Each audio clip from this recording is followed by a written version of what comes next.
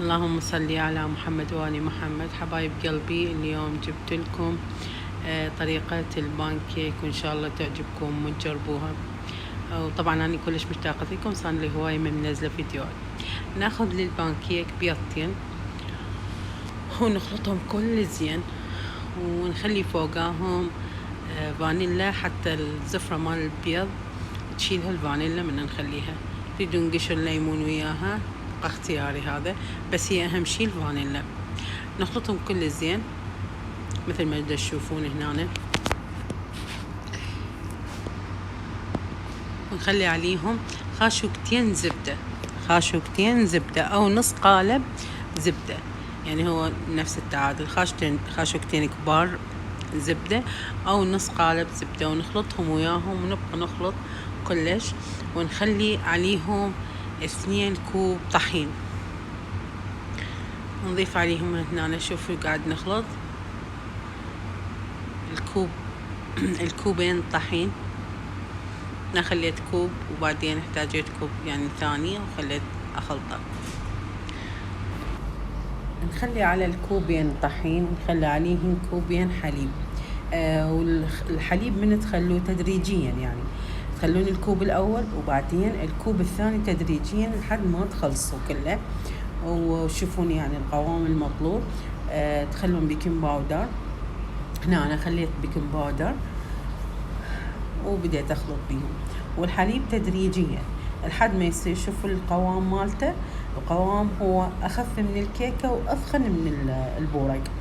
هنا هذه بالماكينة مالت البانكيك. أنا كل مرة أسويه لا بالطاوة، أخليه بعلبة مال كاتشب فارغة يعني نظيفة، وهذه أخلي بيه وأعصرها، فأسويهن دوائر صغار. هالمرة لا هم رادوها بالهذا لأنه شكلها شكل البسكت.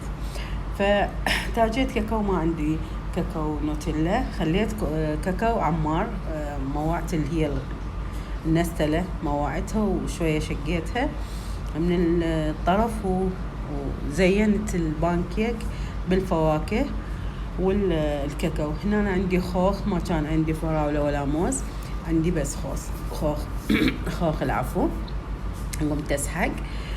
فهنا أنا قصيت الكاكاو وبديت أزين بيه البانكيك. الما مشترك بالقناة حبايبي يشترك، والما منطي إعجاب ينطي إعجاب، وأريد تعليقاتكم الحلوة على الفيديو، وتنطوني رأيكم بالأكلات اللي أسويها والشغلات اللي أسويها. يا ريت تنطوني رأيكم.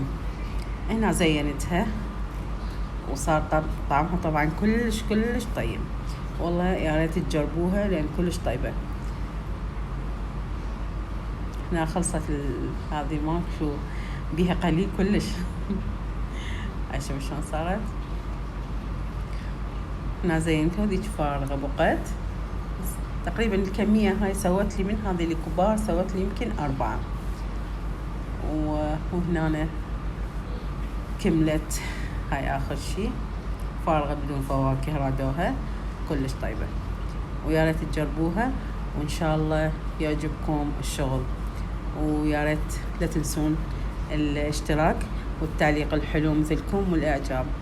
ومع السلامة.